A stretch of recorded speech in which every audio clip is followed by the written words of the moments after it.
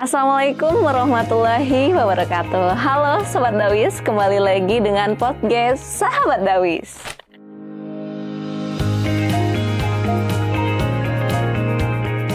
Alhamdulillah, Sahabat Dawis kembali lagi ya. Jangan lupa stay tune terus ya untuk podcast Sahabat Dawis. Teman-teman semuanya gimana kabarnya nih ya? Kembali lagi dengan Rina. Di sini akan memandu informasi yang tentunya dengan inspirasi dengan bintang tamu yang kita akan hadirkan hari ini.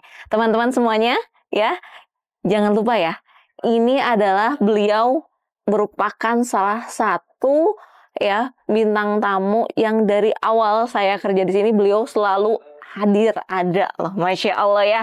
Dari awal saya mengetahui beliau, beliau itu sebagai pembimbing dago wisata, itu langsung hadir ke kantor. Siapa lagi bukan, beliau adalah Bapak Ustadz Yudis, Masya Allah. Assalamualaikum Pak Ustadz. Waalaikumsalam warahmatullahi wabarakatuh, Terina. Masya Allah Pak Ustadz. Kumaha damang Pak Ustadz? Alhamdulillah, syukurillah ala kulli hal. Gimana Terina, damang Terina? Alhamdulillah Pak Ustadz. Masih tetap Terina? Masih tetap jomblo? Aduh, udah ada gebrakan awal ini ya Pak Ustadz ya. Iya. Masya Allah, doakan yang terbaik ya Pak Ustadz ya. Tetap semangat meskipun tidak punya penyemangat. Tetap berjuang meskipun belum punya ayang. Nah itu ya, kalau Pak Ustadz Yudis itu langsung ditembak ya, ditembak aja ya, Masya Allah. Pak Ustadz, kumaha Pak Ustadz, untuk kesibukan sekarang saya lihat Pak Ustadz tuh, Masya Allah jadwalnya. Alhamdulillah, syukurillah Terina. Segala puji bagi Allah, alhamdulillah, syukurillah, wa nikmatillah, wassalatu wassalamu ala rasulillah. Alhamdulillah, kegiatan hari ini atau kegiatan saat ini ya, selain membimbing atau mendapatkan tugas dari dago wisata, ada beberapa kegiatan ya, diantaranya ya keliling-keliling lah. Keliling-keliling mana Pak Ustadz? Ya keliling-keliling masjid, majelis taklim, sekolah juga. Ada beberapa jadwal di sekolah, ngajar tahfidz, dan juga ada yayasan di rumah yang siap dikelola atau yang kita punya kemarin jalan ke 6 tahun ini, ada yayasan yang insya Allah membutuhkan tenaga untuk senantiasa dijalankan. Nah, insya Allah mudah-mudahan minta doanya juga, mudah-mudahan yayasannya, sekolahnya bisa berkembang dan bermutu dan juga bisa bermanfaat buat semuanya. Amin, amin. Masya Allah ya, Ustadz ya. Alhamdulillah. Selalu tertanam dalam hati visi dakwahnya tuh poin pertama ya, Pak Ustadz di sini. Pak Ustadz, selain keseharian ini, Pak Ustadz sebenarnya aslinya dari mana sih? Dan saya lihatnya Pak Ustadz itu Sundanya lekoh, tapi dari mana sih sebetulnya Pak Ustadz? Saya termasuk orang hijrah. Oh, hijrah. Hijrah. Pindah. Kalau Rasulullah itu pindahnya dari Mekah menuju Madinah, kalau saya dari Depok menuju Bandung. Ya. Masya Allah, Depok menuju Bandung. Iya. Tapi logatnya mah Sundanya kental ya Pak Ustadz ya? Wah gitu, kopi kali kental. Dari Depok Pak Ustadz ya? Karena istri orang sini, jadi saya masih numpang di rumah istri ya. Masya Allah. Pertemuan awalnya dengan istri selama kuliah? Ya, lama dan akan panjang kalau diceritakan. Ceritakannya, Masya Allah. Selalu romantis Pak Ustadz Yudis tuh, selalu menemani anak dengan istri di setiap kapanpun. Ya. Amin, amin. Salam untuk keluarga. Amin, insya Allah. Karena memang itu yang kita inginkan dan kita harapkan, selalu romantis dan dibikin romantis. Dibikin romantis, langsung backsoundnya ya. Masya Allah. Kalau Ustadz sering keliling mah harus banyak ketawa, harus ada humornya. Kalau nggak ada humor itu ditinggalin jamaah nanti. Oh gitu Pak Ustadz. Kan ada cerita tuh, ada dan Ramil suruh khutbah Jumat karena nggak ada imamnya. Pas begitu dan Ramil mau nyuruh anak buahnya, malu dia, akhirnya dia naik mimbar. Kalau rukun khutbah itu harus ya ayuhan nas, ada wasiat takwa. Ya ayuhan nas ittaqullah haqqa tuqatih. Wahai para manusia, takwalah kepada Allah. Awas kalau enggak. Pakai awas gitu. Awas kalau enggak, oh gitu jangan Ustaz. Aduh. Iya. Masya Allah ya. Ya itu, jadi kalau hanya guru-guru ngaji yang suka keliling jamaahnya, biar nggak jamaahnya nggak kabur, nggak bosan, ya harus diselipin sedikit-sedikit umuran gitu. Oh, Masya Allah ya. Ini Pak Ustadz, kalau kiat-kiat Pak Ustadz itu selalu ceria di setiap saat. Saya pernah melihat Pak Ustadz pada saat Lokakarya, itu posisi lagi sakit ya Pak Ustadz. Tapi ceria nama ada weh. Teh Rina itu gimana Pak Ustadz, selalu bersemangat, apalagi untuk dakwah itu bisa menjadikan motivasi untuk teman-teman semua. Ya, baik. Sebetulnya ceria itu atau bahagia itu perintah dari Allah Subhanahu wa taala itu. Di dalam Al-Qur'an itu ada sebuah ayat, kul bi fadlillahi wa bi rahmatihi fa bidzalika falyafrahu gitu.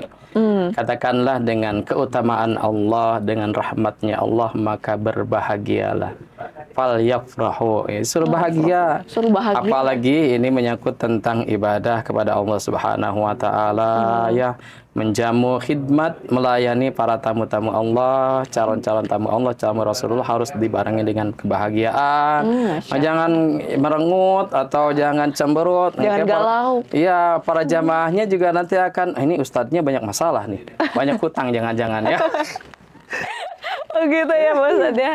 Jadi ya harus dibawa dengan sesuatu sesuai dengan tempatnya lah.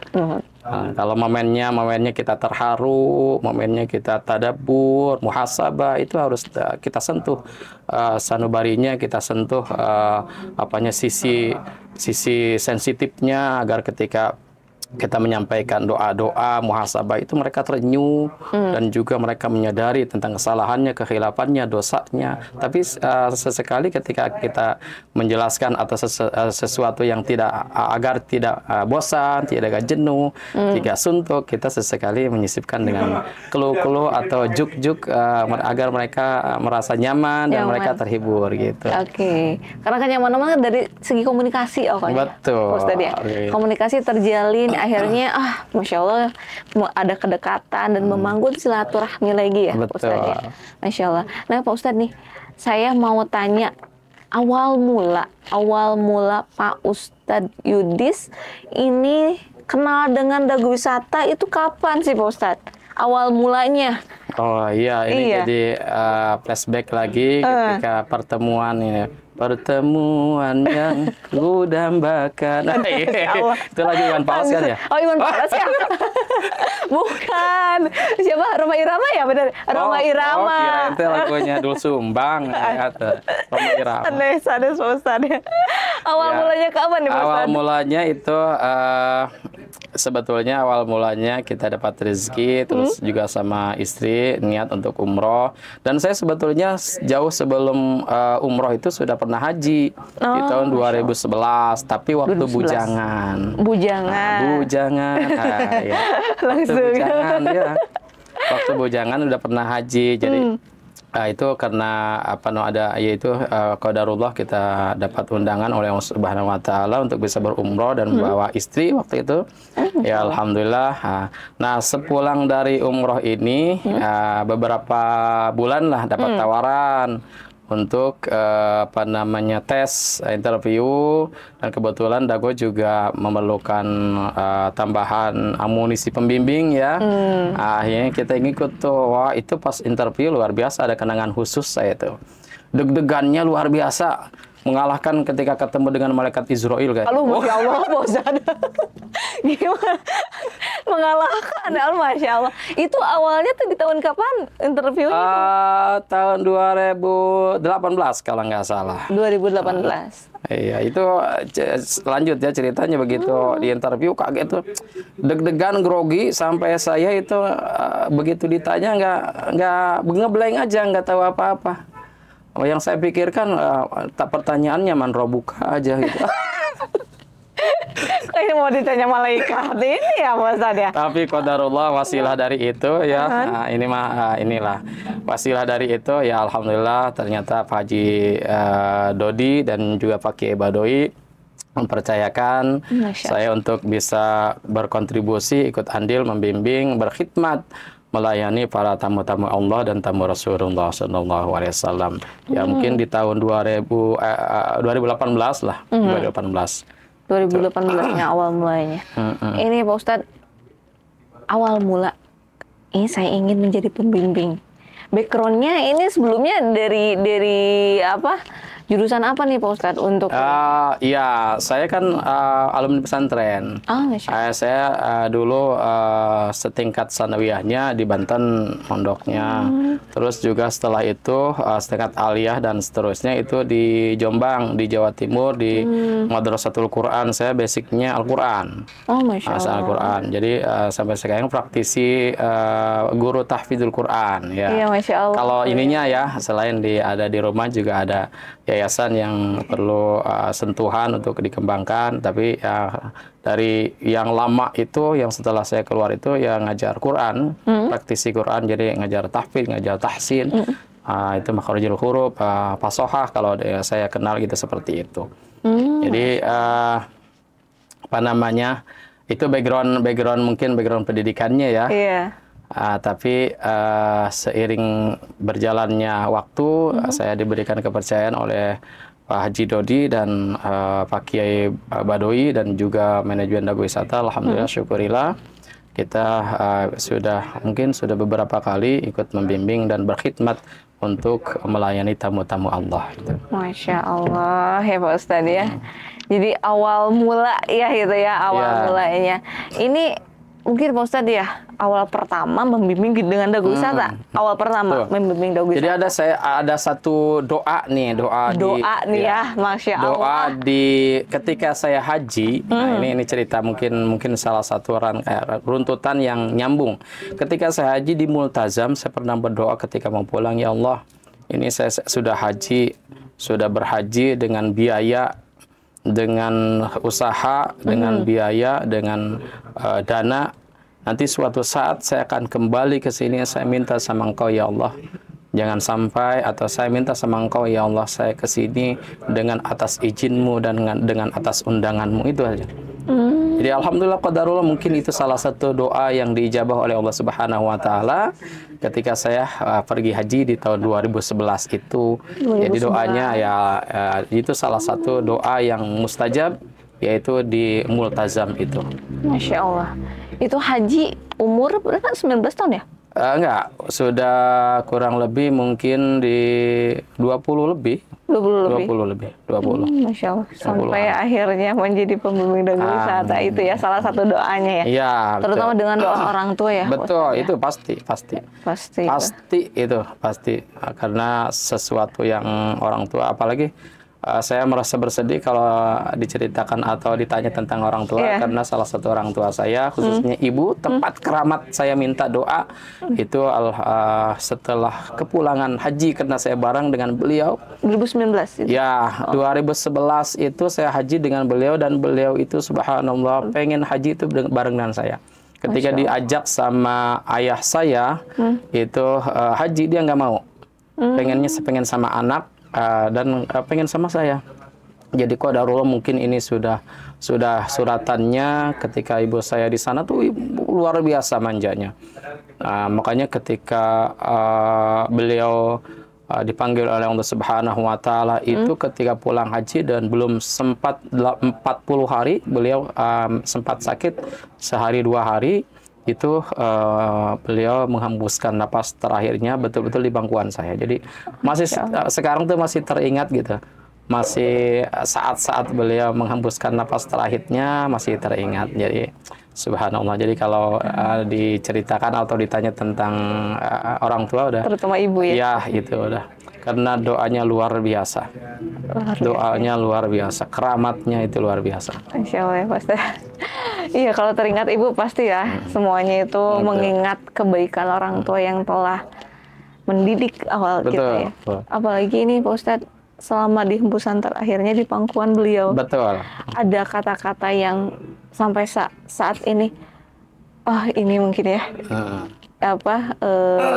Bimbingan dari ibu atau kata-kata ibu sampai sekarang tuh terasa mungkin apa ya? Iya, sampai sekarang terasa. Saya yang terasa tuh yang masih terngiang tuh gini, sebelum sakaratul maut, sebelum menghembuskan itu, pesannya gini, nanti jaga ya saudara-saudaranya gitu. Jaga saudara-saudaranya. Oh gitu.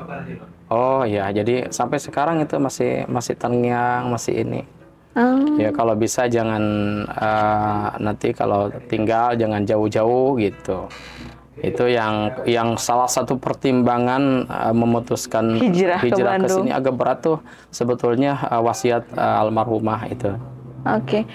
Maksudnya anak pertama ini mungkin? Enggak, yang anak kedua. Anak kedua. Jadi bisa mengayomi mungkin adik-adiknya. Ya, Masya Allah ya. Dan akhirnya hijrah ke Bandung. Ya, Masya Allah ya Pak Ustadz ya. Ya, orang Bandung mohon maaf ya. Mudah-mudahan semuanya orang Bandung bisa menerima saya tinggal di Bandung. Ya, mudah-mudahan membawa keberkahan untuk Bandung gitu. Masya Allah ya. Ustadz ini adalah Ustadz yang paling jenaka ya. Masya Allah ya. Iya, Masya Allah yang selalu semangat. Nah Pak Ustadz ini mungkin ini selama membimbing ya. Balik lagi ya Pak Ustadz ya ke Indonesia. Selama membimbing. Ini kan saya lihat Pak Ustadz itu keberangkatan tuh bareng sama jamaah ya Pak Ustadz. Betul. Jamaah yang dalam satu keberangkatan ataupun bawa jamaah sendiri ya Pak Ustadz. Ada pengalaman mungkin Pak Ustadz yang baru sekarang nemuin jemaah ya di sana, tapi ada mukjizat Allah yang terasa dan itu dilihat dari mata sendiri. Ustaz, itu apa? Oke, baik.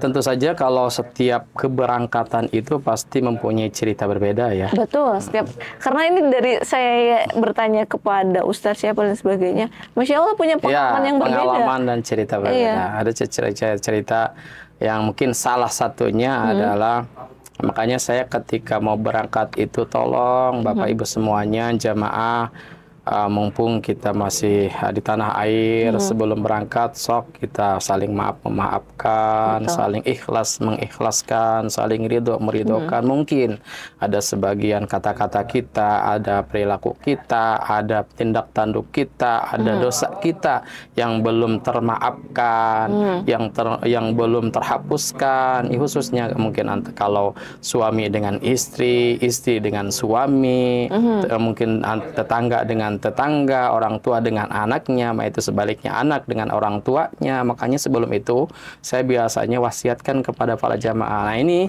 ada kejadian. Jadi beliau ini mohon maaf mungkinnya ini untuk kebaikan kita. Saya tidak ceritakan namanya. Jadi ada sebuah kejadian ketika di Mekah sudah mulai di Madinah sudah mulai terjadi perselisihan karena beliau satu keluarga ditempatkan di dalam satu kamar, perselisihan, selalu guntrang lah mencek orang Sunda namanya. Guntrang, tenang atau guntrang. Pokoknya iyalah. Berselisih lah di sana. Selisih lah gitu, selalu berdebat. Oh, ini lebih dari berdebat. Nah, suatu saat ketika anggaplah di Madinah sudah karena beliau juga belum cerita terbuka, tibalah kita di Mekah. Di Mekah karena qadarullah istrinya itu jalannya agak susah gitunya. Akhirnya minta tolonglah untuk didorong pakai kursi roda. Oke. Jadi itu satu keluarga, ada suami, suami, terus sama saudara-saudaranya. Ada beberapa saudara karena ini orang bukan lembur lah gitu maksudnya. Orang pelosok lah, orang pelosok. Nah, ketika minta dorong sama yang bantuin dorong, kita pulang, dia cerita, Ustaz, kok saya nggak lihat Ka'bah ya, gitu kan. Nah gitu itu ceritanya. Pas di sana tidak melihat Ka'bah? Di sana. Ustaz, kok saya nggak lihat Ka'bah lah. Saya merasa, oh gitu Bu. Nah, saya panggil tuh yang dorong. Yang Ustadz sini kita mau ngobrol sebentar, nggak terbuka ya kita. Ustadz, tadi ibu yang itu cerita ke saya bahwa dia nggak lihat Ka'bah. Ustadz tadi unjukin nggak? Karena kan yang dorong itu di lantai atas ya, lantai atas, tawafnya. Nah, tadi Ustadz ditunjukkan nggak itu Ka'bahnya? Wah, ditunjukin Ustadz, ditunjukin sama itu Ka'bahnya di mana? Oh gitu? Oh ya sudahlah. Setelah begitu saya masuklah ke kamar beliau. ngobrol lah, berbincang lah di sana. Ngobrol-ngobrol sama suaminya, sama istrinya. Kita ngobrol, ternyata mungkin di tanah air beliau punya sedikit permasalahan keharmonisan, terus juga mungkin masalah perekonomian, pokoknya masalah antara suami istri lah. Iya, yang belum terselesaikan. Belum terselesaikan. Sebelum berangkat umroh tuh makanya harus mukhlis ya Pak Ustadz. Jadi suaminya seolah-olah menjadi orang yang tertindas oleh istrinya gitu. Mungkin karena istrinya itu yang punya harta, yang punya rumah, yang punya segalanya, jadi suaminya numpang di situ, terus suaminya merasa tertindas mungkin. Nah itu tadi belum ada kerelaan, belum ada keridhaan untuk memaafkan, dan memang tidak diminta mungkin sama istrinya waktu itu sebelum berangkat. Tapi suaminya ikut juga kan? Ikut. Akhirnya saya begitu itu, saya ketika beliau cerita, ya sudah, akhirnya sekarang gini Bu, sama suaminya juga kita dudukan bersama. Ya mungkin ini salah satu kenapa ibu selama ini dari mulai Madinah, mulai Mekah dicoba oleh Allah Subhanahu wa taala, yaitu salah satunya mungkin ada sesuatu yang terlupakan, ada sesuatu yang tertinggal. Apa itu? Yaitu saling ikhlas, saling ridho antara suami dan istri ketika sedang melaksanakan ibadah di tanah suci ini. Makanya setelah itulah beliau lah saling memaafkan, saling mengikhlaskan, suami minta maaf sama istrinya, terlebih lagi istrinya minta maaf sama suaminya. Dan alhamdulillah umroh kedua beliau aman-aman. Dan saya tanyakan, ibu gimana umroh keduanya, tawafnya gimana, kan masih tetap pakai kursi roda tuh, didorong di atas. Ya alhamdulillah Ustaz, udah kelihatan Ka'bahnya, subhanallah. Saya bilang mungkin doa ibu, doa suami, mungkin kesalahan ibu terhadap suami, baik itu suami terhadap istri, sudah terhapuskan oleh Allah Subhanahu wa taala. Jadi ibunya akhirnya diizinkan oleh Allah bisa melihat Ka'bah kembali. Subhanallah. Masya Allah ya. Jadi betul ya Pak Ustadz ya. Jadi ada, mungkin ini salah satu awal pertama kita menjadi tamu Allah tuh tadi ya, harus ikhlas, mukhlis. Kalau Sunda mah kudu ngabagjakeun heula. Betul. Ngabagjakeun heula. Jadi apa yang menjadi dosa kita, wajib kita istilahnya maaf lahir batin dulu atas semua kesalahan yang kita perbuat. Betul. Ya Pak Ustadz ya. Karena mungkin di sana itu segala sesuatu yang kita perbuat langsung Allah tunjukkan ya. Sampai saat ini kedua tempat itu, baik Mekah maupun Mukarramah, Madinah maupun Madinah Munawwarah maupun Mekah Mukarramah, sampai saat ini saya bilang masih keramat. Masih keramat, artinya masih banyak sesuatu yang di luar nalar, di luar dari apa ya? Pokoknya nalar logika manusia yaitu salah satunya, yaitu kalau dosa kita terhadap Allah, ya mungkin kita bisa minta maaf di sana, bisa istighfar di sana, bisa minta ampunan di sana. Tapi kan kalau doa untuk dosa terhadap manusia, kesalahan terhadap manusia, dan harus minta maaf sama manusianya itu sendiri. Aduh, ya Masya Allah ya. Sama orang yang bersangkutannya sendiri. Apa yang kita perbuat terhadap manusia ya Masya Allah ya. Jadi kita harus istilahnya harus meminta maaf terlebih dahulu. Betul. Dan meminta maaf itu bukan menjadi orang yang paling kalah, tidak. Betul. Ya Pak Ustadz ya. Jadi wajibnya itu kan kita minta maaf. Yang ada pun nanti diberi maaf atau enggak itu urusan Allah Subhanahu wa taala. Yang penting kita ikhlas. Betul. Yang penting kita mengetahui kesalahan apa yang kita perbuat ya Pak Ustadz ya. Gitu ya. Jadi satu kata maaf. Betul. Yang memberikan impact untuk semuanya. Ya terutama untuk yang Allah itu maaf pemaaf. Tapi kalau manusia itu berbeda lagi ya Pak Ustadz ya. Aduh, Masya Allah ya, ini pengalaman buat teman-teman semuanya ya, ingin bersegera umroh. Kalau kita mempunyai dosa ataupun kita yang mempunyai salah, bersegeralah meminta maaf kepada insan tersebut, manusia tersebut atau siapapun. Karena kalau sama Allah pasti maaf, maha pemurah apa yang sudah kita perbuat ya Pak Ustadz ya. Tapi dengan manusia beda lagi ya urusannya ya. Ada Masya Allah ya Pak Ustadz. Itu ya teman-teman, satu kejadian yang memberikan impact untuk kita semuanya, Pak Ustadz. Ada lagi nggak Pak Ustadz yang mungkin yang banyak yang berkesan yang menurut Pak Ustadz iya gitu kan? Pas di situ ya ditunjukkan langsung kayak gimana Pak betul, Ustadz? banyak sekali. Ini ada cerita, ini ada sebetulnya ini ceritanya ketika saya pertama kali ke sana haji bersama ibu itu. Itu ada kejadian salah satunya ketika ibu pulang dari Masjidil Haram menuju pemondokan atau menuju maktab gitu ya untuk ke hotel. Nah, di tengah jalan ada sebuah taman. Menurut cerita ibu saya itu ada ketika sampai taman ada lagi sama yang lain, sama berdua sama yang teman sekamarnya. Begitu teman sekamarnya nyeletuk, nyeletuk itu apa tuh? Iya, langsung bergumam gitu lah Pak Ustadz. Nyeletuk teh gini, ibu, ada saya mama udah meninggal di sini gitu kan. Di sini kan enak katanya meninggal. Aduh. Itu beberapa langkah setelah itu orang yang bicara seperti itu seperti nggak sadar gitu, gemetar akhirnya didudukkan ke tempat karena kebetulan itu taman ya, di taman ada tempat duduk di situ. Terus kata ibu saya, ibu nyebut ibu tadi bicara apa? Katanya ibu kan tadi mau meninggal di sini, sok istighfar bu, istighfar. Ya akhirnya ibu itu karena mungkin ya dia spontan ya nyeletuk istighfar, akhirnya ya astagfirullah. Itu berangsur-angsur seiringnya dengan waktu ya alhamdulillah bisa sehat lagi, bisa bangun lagi.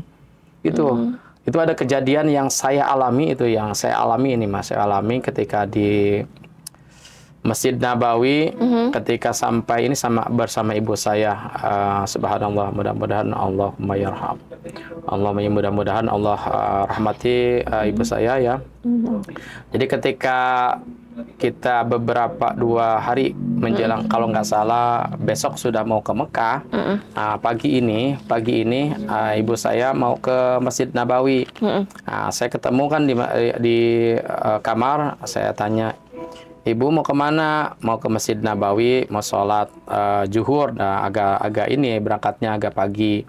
Oh, kenapa nggak sama teman sekamarnya? Sama. Kata ibu tuh, ibu udah tahu nggak apa-apa. Itulah. Ya sudah. Akhirnya berangkat untuk sholat zuhur. Nah, setelah sholat zuhur gitu kan waktunya makan siang. Betul. Nah, begitu waktu makan siang saya cari ya. Tanya ke teman kamarnya, nggak ada. Ibu gimana? Belum pulang mas. Waktu itu kan saya masih bujangan lah, masih muda lah. Gini juga sempat muda duluan. Dan sekarang juga masih muda. Gitu. Masih muda. Ya, belum pulang ibunya. Oh ya kita inilah berhusnudzon ya, mungkin masih di masjid. Akhirnya begitu mau selesai makan, udah ini masih belum pulang. Masih belum pulang. Akhirnya saya mungkin udah di situ, ini kayaknya tersesat nih. Nyasar. Udah pas begitu saya pas asar itu langsung masuk ke Raudhah. Kalau dulu kan Raudhah bebas. Ya nggak sekarang pakai tas. Dan asal mau berebut, mau sujudnya ditajong orang atau bukan ketajong orang ya, keinjak orang, nggak apa bisa setiap saat lah, jadi berebut. Nah waktu itu saya waktu asar datang ke sholat asar. Begitu setelah sholat asar, sholat 2 rakaat, minta di situ, ya Allah, mungkin ini dosa saya, mungkin ini kesalahan saya, tidak menjaga ibu, sebagainya. Saya curahkan, limpahkan itu ketika di Raudhah dan juga sholat ke kanjeng Nabi. Dan terakhir saya minta sama Allah, ya Allah, kembalikan ibu saya ya Allah. Mungkin ya hilaf, mungkin juga ada perkataannya, perilakunya yang tidak pantas, mohon dimaafkan. Itu setelah saya pulang dari Raudhah itu bawa aqua diisi jam-jam itu. Aqua isi jam-jam. Begitu pulang ke hotel, itu qadarullah, subhanallah, depan hotel sudah ada ibu saya. Nah, luar biasanya kan. Sudah ada ibu saya di sana.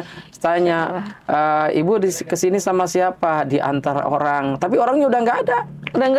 Nggak tahu, wallahu alam ya. Wallahu alam apa betul itu orang atau orang-orangan. Tapi yang jelas ada yang mengantar lah. ada yang mengantar. Jadi situlah saya yakinnya bahwa raudhah itu miryadil jannah.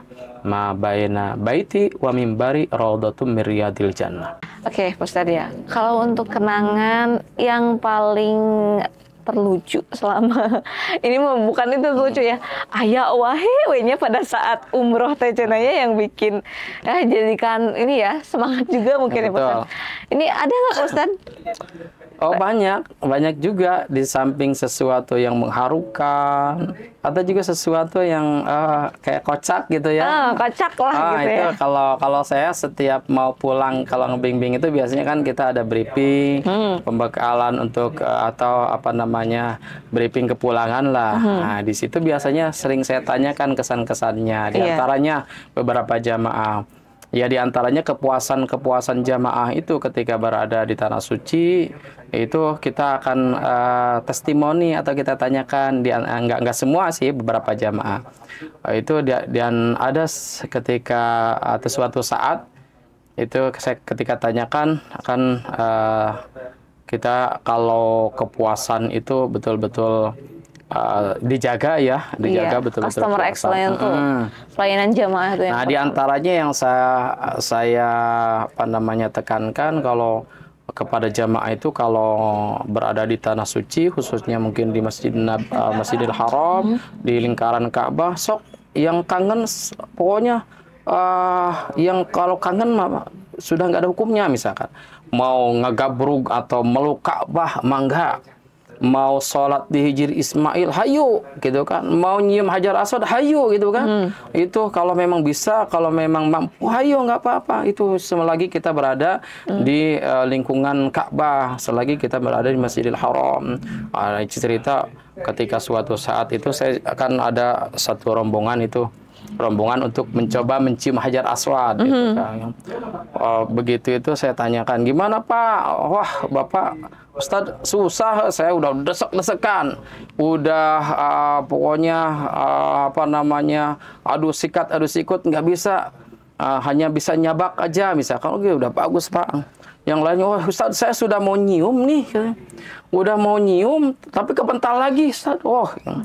Ustadz saya ketika ini apa namanya desek-desekan saking pusingnya Ustadz, tapi alhamdulillah saya bisa nyium Ustadz.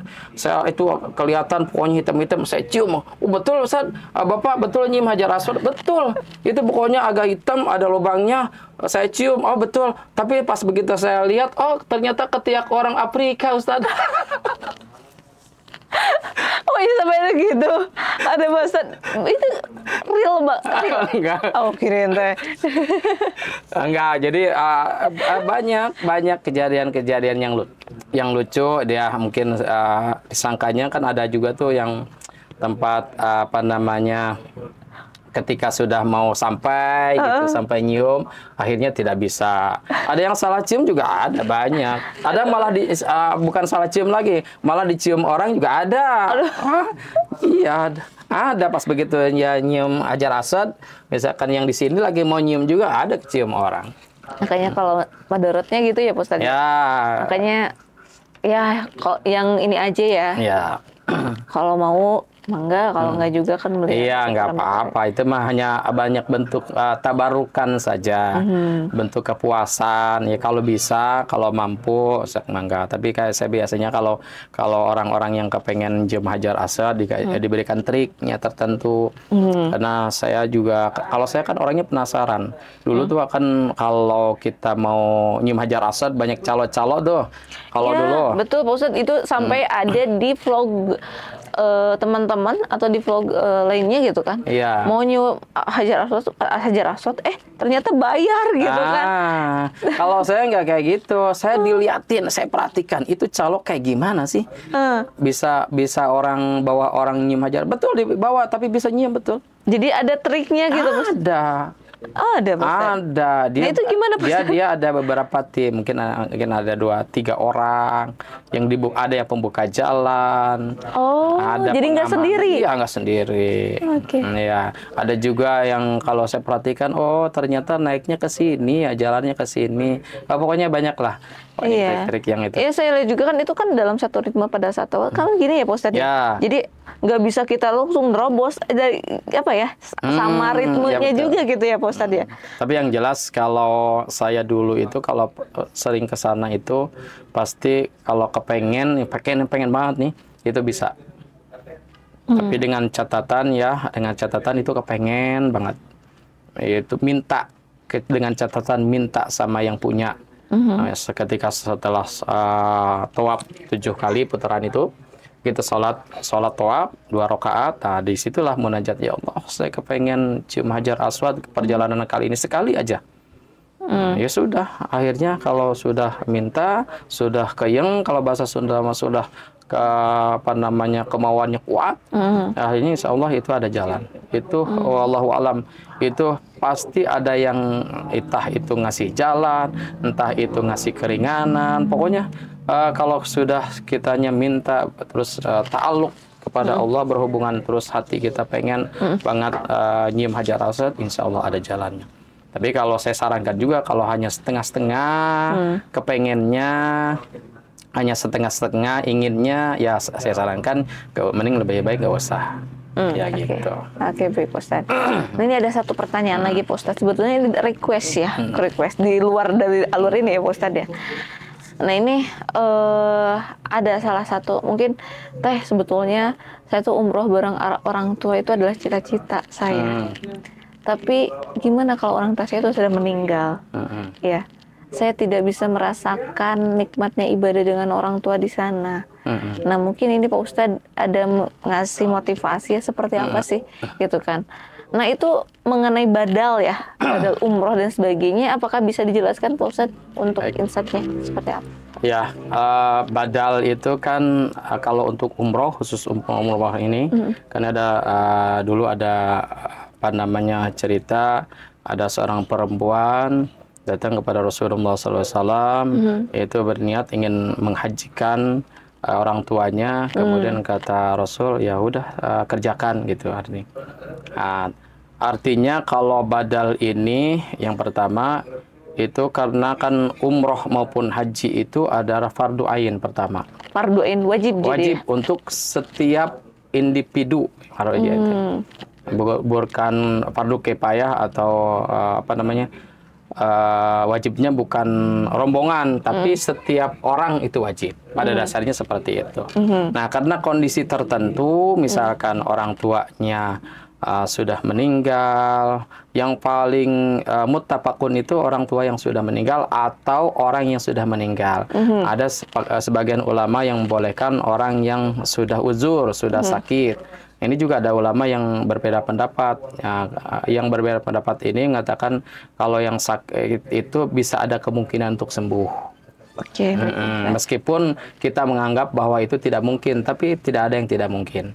Nah, yang paling muttafaqun alaih itu, yang paling disepakati ulama, yaitu orang yang sudah meninggal. Ya, termasuk ya orang tua kita mungkin ya, atau saudara-saudara kita. Yang tidak boleh itu adalah membadalkan mantan yang nggak jadi. Langsung bosan ke sana lagi. Ya, teman-teman jangan baper ya. Oke, baik Pak Ustadz. Nah, kalau untuk proses untuk badal umroh untuk orang tua itu seperti apa sih Pak Ustadz? Ya, badal itu bisa diwakilkan, bisa dikerjakan dengan orang atau anaknya tersebut. Bisa misalkan anaknya, saya mau badal tapi saya ngerjakannya. Itu lebih bagus. Itu lebih bagus, artinya bentuk kesolehan anak terhadap orang tuanya. Saya misalkan capek, saya mau sodakoh saja. Jadi saya niatkan untuk orang tua, tapi bentuknya adalah badal. Nah itu lebih bagus juga. Ada dua kebaikan, yaitu niat sodakoh dia untuk diri sendiri dan untuk badalnya orang tuanya untuk ngebadalkan umroh yang diwakilkan orang lain untuk orang tuanya. Jadi bagus. Bisa diri kita untuk bisa proses badal umroh itu. Betul. Ya. Niatkan itu adalah untuk umroh orang tua kita, ataupun via orang lain. Dengan catatan yang bersangkutan atau anak itu sudah pernah mengerjakan umroh terlebih dahulu. Baik. Jadi kalau misalkan kita belum pernah umroh tapi ingin membadalkan, harus mengumrohkan diri kita sendiri dulu ya? Kalau untuk yang mengerjakannya anaknya bersangkutan itu harus umroh terlebih dahulu. Oke, betul. Kalau sayang keduanya untuk orang tua itu boleh. Boleh ya. Tapi kalau yang pertama kali umroh dia untuk orang tuanya atau untuk orang lain itu yang tidak boleh. Tidak boleh. Oke, baik Ustadz ya. Itu ya teman-teman untuk edukasi nih ya. Apabila bukti saya berbakti dengan orang tua, jadi selama hidup saya belum pernah umroh dengan orang tua, itu seperti apa mungkin ya, karena keterbatasan orang tua sudah meninggal dan mungkin itu ya Pak Ustadz ya. Bismillah ya teman-teman, semoga ini menjadi acuan, jadi tidak ada kata kita tidak bisa umroh ya, tapi bismillah semua bisa umroh dengan keterbatasan mungkin tidak ada orang tua. Nah, kita dengan bukti berbakti dengan orang tua bisa membadalkan. Betul. Ya itu ya insya Allah meskipun kita statusnya ngebadalkan, tapi insya Allah pahalanya pun sama. Pahalanya pun sama dengan apa yang kita kerjakan atau umroh yang kita lakukan gitu. Oke. Masya Allah nih Pak Ustadz. Nah Pak Ustadz, ini Rina ada pertanyaan juga nih Pak Ustadz. Mungkin di sini Pak Ustadz sudah dialokasikan baik dari umroh reguler dengan umroh yang plus. Nah mungkin ini menurut Pak Ustadz pengalaman umroh reguler yang hanya umroh saja nih, dirasakannya seperti apa Pak Ustadz? Sebetulnya setiap perjalanan itu ada tambah kurang ya, ada baik buruknya, ada kelebihannya, ada kekurangannya. Itu termasuk kalau yang mau umroh dengan paket reguler ataupun dengan umroh dengan plus gitu misalkan. Betul. Ya kalau saran saya sih yang pemula yang belum pernah umroh dan maaf usianya sudah senior, sudah sepuh, yang belum pernah umroh, ya baiknya sih umroh reguler saja agar fokus ibadahnya. Karena kan itu juga perjalanannya, durasinya, tingkat kecapaiannya juga akan berbeda. Betul. Antara tingkat umroh reguler dengan umroh plus itu. Iya. Tapi kalau mereka yang masih muda, terus yang sudah pernah umroh, ya nggak apa-apa sesekali itu dicoba umroh plus ya. Iya, sekalian jalan-jalan nih Pak Ustadz ya. Betul, karena kan yang pertama sudah pernah umroh, terus sesekali juga melihat daerah lain, melihat pelosok dunia lain. Kan di dalam Al-Quran juga diperintahkan kita untuk banyak jalan-jalan. Di Al-Quran tuh ada beberapa ayat, Kul siru fil ardi fangzuru kaifa kana akibatul mukadzibin, itu di dalam surat Al-An'am, juga surat An-Nahl juga ada Kul siru fil ardi fangzuru kaifa kana akibatul mujrimin. Jadi kita banyak, atau di dalam surat Al-Mulk juga ada Kul huwallazi ja'alakumul arda dhalulan famshu fi manakibiha wa kulu mir rizki. Itu ayat-ayat Allah perintahkan kepada hambanya untuk banyak melihat tempat-tempat yang lain, yaitu untuk melihat belahan dunia yang lain. Agar apa? Agar kita lebih meyakini, lebih mencintai dan lebih mengimani lagi Allah Subhanahu wa taala. Itu salah satunya, yaitu kalau umroh plus kita melihat kalau plusnya misalkan ke Kairo, kita melihat ini mungkin tempatnya orang yang pernah ngaku Tuhan. Betul, ya. Saya pernah 2 kali ke sana ke Kairo. Masya Allah. Untung saja itu salamnya sudah saya sampaikan ke Firaun di sana. Emang salamnya apa Mas? Iya. Sayang aja kemarin saya nggak bawa capitan kuku atau patung kuku. Apa gitu, Mas? Soalnya kesel itu, geregat lihat kuku Firaun panjang-panjang, pengen dijual. Catatan kuku yang kecil lah Pak Ustadz. Aduh, Masya Allah, ada aja ya. Ya itu ya kalau yang sudah pengalaman, udah pernah umroh, terus masih muda, ya nggak ada salahnya dicobalah. Dicoba untuk umroh plus dengan negara lain ya, umroh plus dengan destinasi lain, untuk menjadi kita lebih mencintai lagi siapa sih penciptanya, siapa sih Allah kita yang maha kuasa itu, yaitu ini salah satunya kita banyak melihat tempat-tempat ciptaan Allah Subhanahu wa taala. Oke, dan tentunya kita juga bisa mengenal lagi sirah nabawiyahnya ya. Betul. Jadi peradaban Islam itu Masya Allah ya, di belahan dunia itu pasti ada ya Pak Ustadz ya. Betul. Dan mungkin ini Pak Ustadz, itu kan pengalaman atau bisa menginspirasi kepada jamaah. Nah kalau ini dari sisi membimbingnya, umroh plus dengan umroh reguler seperti apa Pak Ustadz? Oke, tentu saja beda ya, tingkat capaiannya, tingkat kelelahannya, tingkat tantangannya. Kalau bimbing umroh yang reguler dengan umroh yang plus gitu. Kalau reguler kan lebih singkat perjalanannya, direct langsung misalkan dari Jakarta langsung Jeddah ke Madinah kalau ke Madinah dulu. Tapi kalau yang plus mah kan harus ke negara orang lain dulu, transit dulu, butuh waktu yang lebih lama ya, butuh perjalanan yang lebih panjang, itu butuh fisik yang lebih prima sebetulnya. Kalau untuk pembimbing sih sebetulnya enak-enak saja, tapi kalau jujur kalau pengen memilih ya enakan direct ya. Kalau memang plusnya itu sudah pernah gitu, misalkan ke Kaironya sudah pernah, ke Turkinya sudah pernah. Itu kalau jujur kalau untuk pembimbing lebih senang yang direct sebetulnya mah. Tapi kalaupun itu ditugaskan oleh dago wisata diminta untuk membimbing plus ya insya Allah kita siap. Insya Allah kita berkhidmat bukan lantaran, ya balik lagi, bukan lantaran kita melihat sesuatunya ya, baik itu capeknya, waktunya, tapi kita melihat siapa sih yang kita bawa, yaitu tamu-tamu Allah dan tamu-tamu Rasulullah SAW. Masya Allah ya. Jadi capeknya, lelahnya bisa jadi lillah. Ya. Gitu kan. Capek menjadi lillah, bukan lelah lagi ya Ustadz ya. Masya Allah. Mungkin ini Pak Ustadz yang bisa ada sebelum ini ya, sebelum closing ini Rina mau menanyakan juga tentang fenomena sekarang.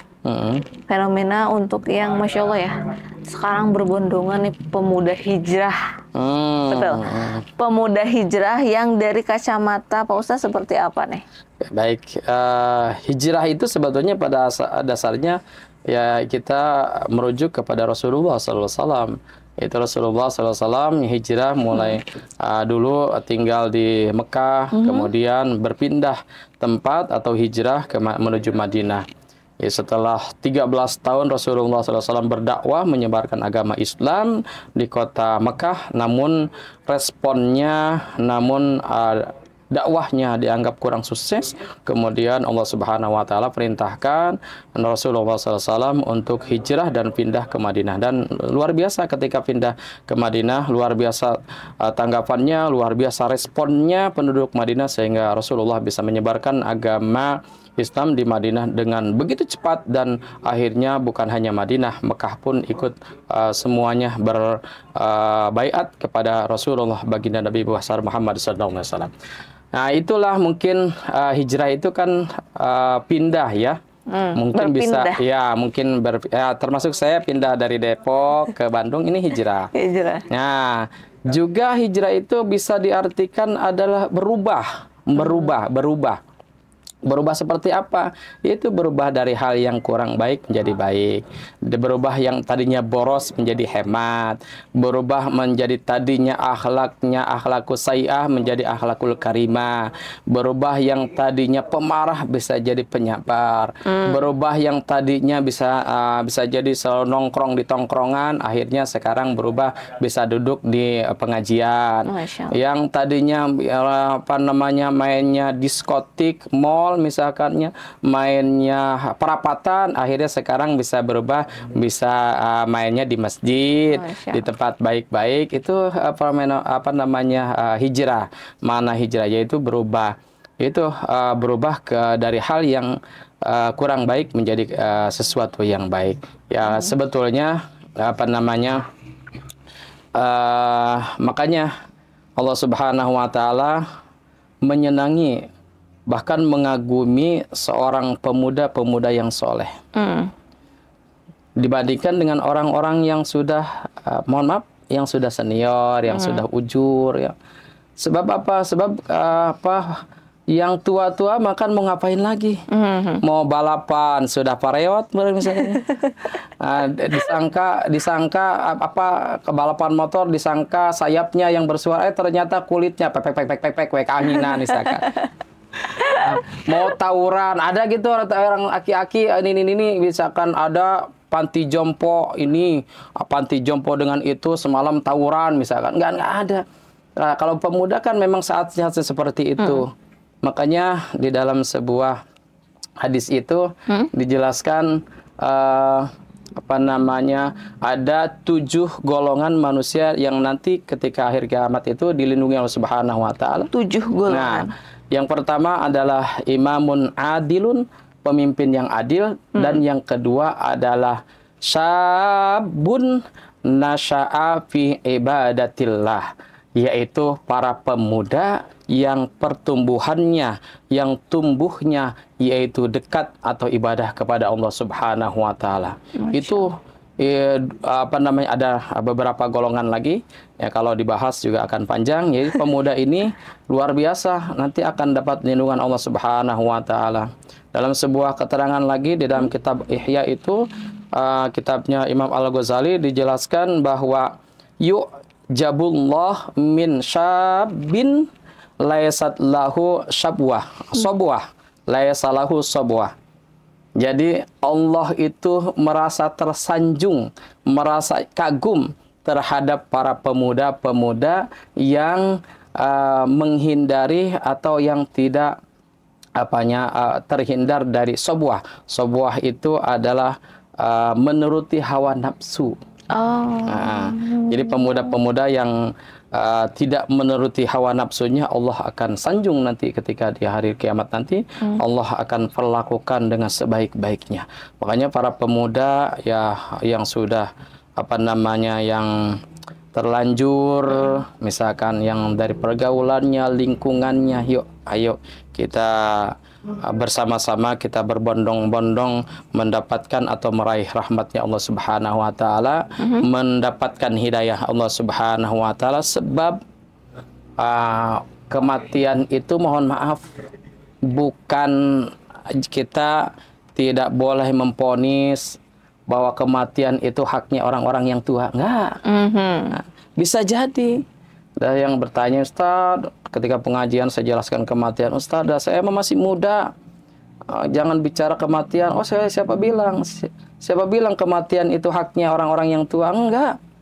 Buktinya itu di rumah sakit banyak loh anak-anak kecil yang sakit demam berdarah, sakit juga stunting, kurang gizi. Oh, Ustadz, itu mah karena sakit kan? Anak-anak juga mati karena sakit. Oh, siapa bilang? Saya mah katanya masih sehat. Oh, siapa bilang orang yang sehat, orang yang segar bugar tidak bisa mati? Coba itu. Ada yang pabrik figur ya, yang beberapa tahun yang lalu atau beberapa saat yang lalu meninggal dalam keadaan sehat, bahkan dalam keadaan olahraga juga. Betul. Itu udah sehat, gemuk, lintuh lagi. Lintuh lagi. Nah, itu dia nyaut, Ustaz, itu makan gemuk, lintuh, saya mah kurus. Yang gemuk aja mati, apalagi yang kurus. Ya. Jadi jangan sangka bahwa ajal itu bisa menjemput orang-orang yang tua saja, tapi yang muda juga bisa terjadi. Bahkan kalau yang muda itu saking tidak pedenya menjemput ajal, dia sok ngajak-ngajak matinya. Aduh. Kan kita lihat tuh, kita dengar dari informasi, misalkan ada semalam, misalkan lagi tawuran yang mati 3 orang, ngajak dia mah. Ngajak 3 orang. Ada informasi, kita baca surat kabar, ada yang pesta miras meninggal 10 orang. Nggak pede itu. Artinya bahwa kematian itu bisa menjemput siapapun. Oh iya. Menjemput siapapun dan datang akan ke siapapun. Ingat para pemuda, dunia itu hanya sesaat. Akhirat itu tinggal sesaat. Dunia itu hanya sesaat, akhirat itu tinggal sesaat lagi. Ya. Jadi segeralah yang punya kesempatan, mudah-mudahan bisa menggapai rahmatnya Allah, bisa menggapai hidayahnya Allah dengan berusaha untuk mencapai dan meraih jalan Allah Subhanahu wa taala. Insya Allah ya. Itu ya untuk pemuda ya. Jadi jangan sampai kita mengira saya masih muda. Ya. Umur siapa yang ada yang tahu ya? Betul. Ajal yang tahu. Makanya ini fenomena sekarang Pak Ustadz. Saya melihatnya juga, Masya Allah ya banyak nih pemuda-pemuda sekarang tuh selain hijrah beliau tuh memakmurkan masjid, sampai ada vlog yang membersihkan masjid. Bukan hanya untuk dakwah, karena dakwah itu bukan hanya kita di mimbar saja ya Pak Ustadz. Dalam setiap aktivitas kita harus dinaungi dengan dakwah gitu Pak Ustadz ya. Nah Masya Allah nih. Dan mungkin fenomena sekarang saya lihat itu ada kajian-kajian yang bisa mengedukasi ke segmen pemuda yang lagi galau Pak Ustadz. Karena sekarang itu pemuda sekarang itu bukan diperanginya tuh oleh setan itu dengan lembut. Lembutannya adalah dengan kegalauan, keresahan, kekhawatiran. Menurut Pak Ustadz nih, kacamata Pak Ustadz ya, tentang fenomena ini banyak kan sekarang itu pemuda yang galau, akhirnya bahkan ada yang sampai bunuh diri nih Pak Ustadz ya. Ini seperti apa nih Pak Ustadz? Ya. Ini Tarina kalau bilang galau kayaknya hampir meresapi banget ya. Soalnya ada yang request juga Pak Ustadz, ada yang bertanya, bisa aja ya? Iya. Ya, kegalauan itu sebetulnya tidak hanya dialami oleh para pemuda sebetulnya. Itu bisa terjadi oleh yang sudah senior juga. Itu tergantung Allah Subhanahu wa Ta'ala lagi ngujinya seperti apa. Betul. Jadi mungkin kalau permuda itu atau jiwa-jiwa muda itu ketika diuji itu dia kurang sabar, kurang bersyukur, kurang menerima. Makanya kalau tip yang bagus tuh kalau kita itu menerima apa yang sudah Allah berikan kepada kita itu dengan senyuman, dengan kesenangan. Insya Allah itu akan menjadi sebuah jalan kita menerima dengan ikhlas. Kalau kitanya terlalu merajuk, kitanya terlalu menganggap bahwa itu bukan seharusnya bukan diberikan kepada kita, makanya itu salah satu jalan bahwa kita akan selalu merajuk kepada Allah Subhanahu wa Ta'ala yang sudah memberikan cobaan kepada kita. Tapi kalau kitanya menerima bahwa setiap ketentuan baik itu ketentuannya baik maupun ketentuannya buruk, itu semuanya sudah ada yang ngatur, sudah ada yang berikan, sudah ada yang sudah ada suratannya, sudah ada catatannya. Insya Allah kalau kita bisa menerima, insya Allah itu akan membuahkan keberkahan buat kita sebetulnya. Masya Allah ya. Nah, jadi kegalauan itu cobalah kita lawan dengan perbanyak baca Quran. Betul. Perbanyak zikir, perbanyak mendekatkan diri kepada Allah Subhanahu wa Ta'ala. Kalau kegalauan itu, masalah itu kita obatinya dengan sesuatu yang justru jauh kepada Allah, itu adalah ciri-cirinya bahwa kita tidak akan pernah terlepas dari galau itu, dan kita tidak akan pernah terlepas dari kesusahan maupun kesulitan itu. Tapi insya Allah kalau kita kegalauan, masalah itu, cobaan itu kita gunakan, kita jadikan sebagai salah satu sarana atau jalan untuk mendekatkan diri kepada Allah Subhanahu wa Ta'ala, insya Allah itu akan menjadi keberkahan buat kita. Masya Allah ya. Itu ya Pak Ustadz ya. Sangat terinspirasi oleh Pak Ustadz nih Pak Ustadz. Terutama ini Pak Ustadz, sekarang banyak fenomena juga ya, pemuda yang berumroh. Masya Allah. Jadi kan kalau dulu ya melihatnya tuh yang umroh yang udah tua gitu Pak Ustadz. Nah sekarang kacamata sekarang Masya Allah berbondong-bondong. Ya. Tapi dijadikan klisenya buat update status. Nah itu gimana Pak Ustadz? Iya. Ya sebetulnya makanya salah satu kenapa Allah Subhanahu wa Ta'ala merindukan para pemuda yang soleh. Nah, karena ciri-ciri pemuda yang soleh itu kan yajlisu min majalisil ilmi katanya. Jadi senang dengan selalu duduk dan senang dengan majlis-majlis ilmu, dengan kebaikan. Sebetulnya pemuda-pemuda seperti itulah yang dirindukan oleh Allah Subhanahu wa Ta'ala. Nah, adapun fenomena sekarang para pemuda influensa influencer. Influencer flu. Para influencer yang apa namanya ikut juga meramaikan perumrohan para pemuda ini ya. Betul. Ya, yang salah satunya yang harus diperbaiki adalah niat. Betul. Niat jangan sampai niat ke sana itu agar follower banyak, jangan. Jangan sampai niat ke sana itu bikin video agar videonya viral, itu jauh-jauh jangan. Sebab sama saja kalau seperti itu, sama saja ibadahnya, tidak ada perbedaan dengan perjalanan travelnya, tidak ada perbedaan antara perjalanan ke Bali, antara perjalanan ke Singapura atau ke tempat-tempat yang lain. Kalau niatnya seperti itu, makanya perbedaan antara travel umroh atau perjalanan umroh dengan perjalanan selain umroh itu perbedaannya yaitu apa namanya niat. Perbedaannya niat. Dan tentu saja dengan ibadah ya, kita berniat apa namanya mengikuti atau memenuhi panggilan Allah Subhanahu wa taala.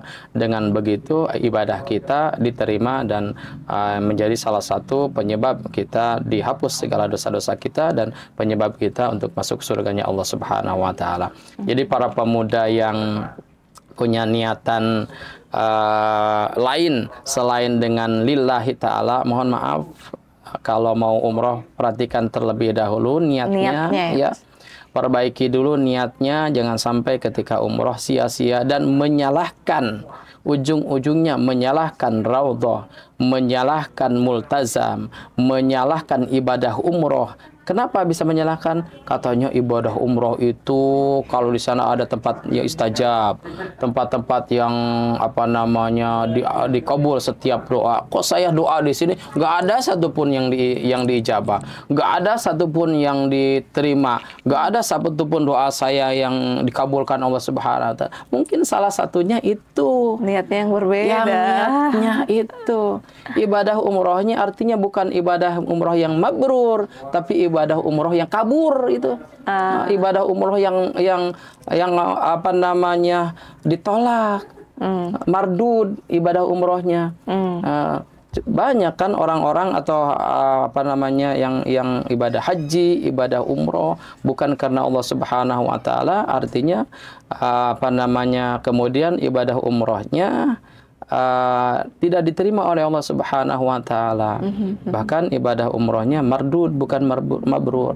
Kan salah satu ciri orang mengerjakan umroh atau hajinya mabrur itu dalam sebuah kitab Al-Idah fi Manasikil Haji wal Umrah itu ayyarji'a khairan katanya. Ayyarji'a khairan, yaitu sepulangnya ibadah umroh, sepulangnya ibadah haji itu senantiasa ibadahnya, perilakunya lebih baik dibandingkan sebelum melaksanakan ibadah umroh. Insyaallah. Nah itu visi misinya buat mendakwah diri dulu ya, ngaji diri dulu ya Pak Ustaz. Iya.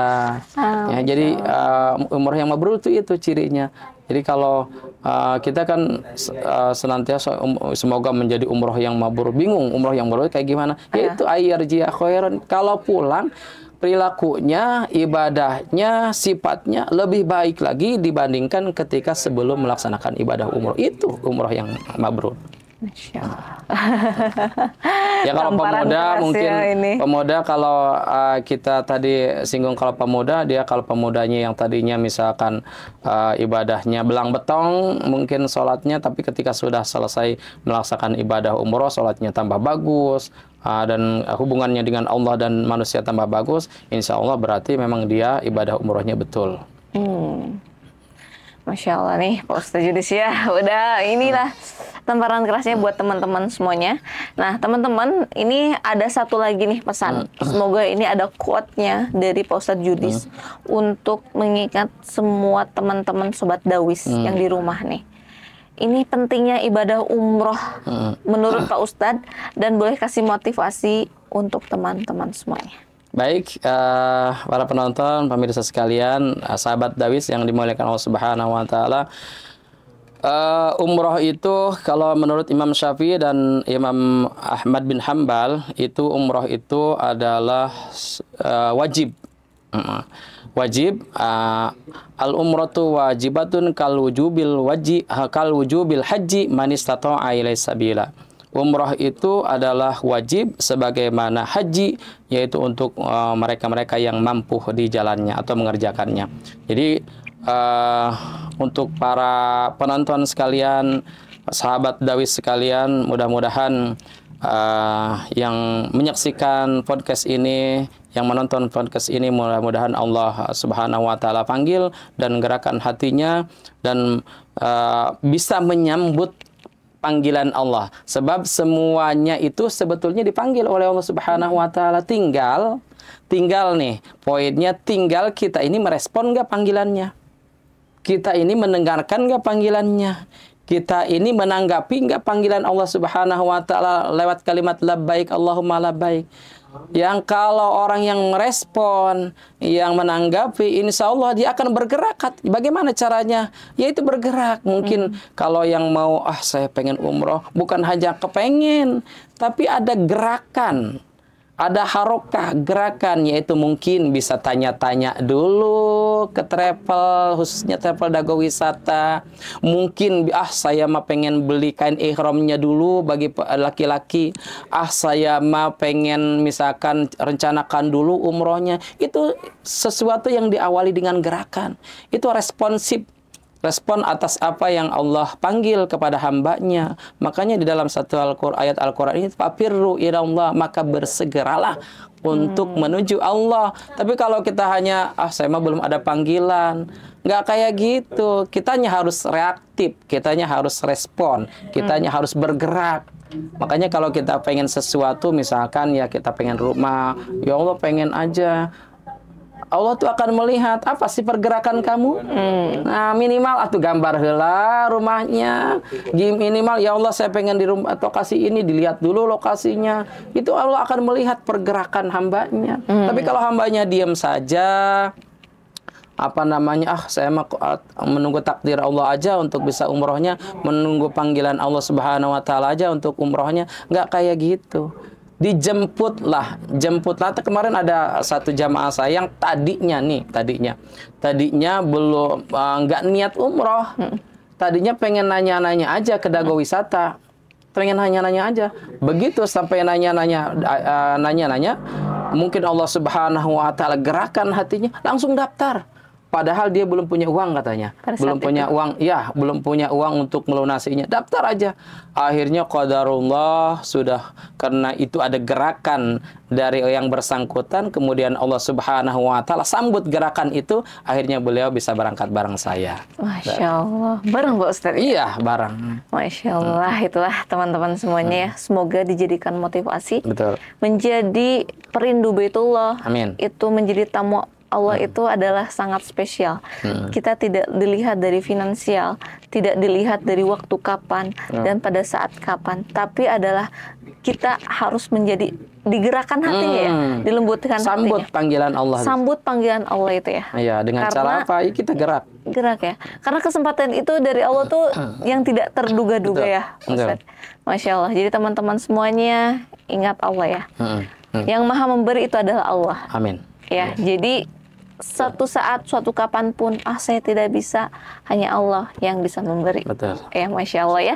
Teman-teman semuanya, udah sejam aja nih ya, Ustaz. Aduh, Masya Allah. Jangan lupa teman-teman, tetap pantengin untuk podcastnya. Tak lupa juga like, comment, and subscribe. Karena kenapa? Kita akan terus ya memberikan motivasi, inspirasi oleh pemateri dan narasumber lainnya. Masya Allah, ini sangat istimewa dari Pak Ustadz Yudis.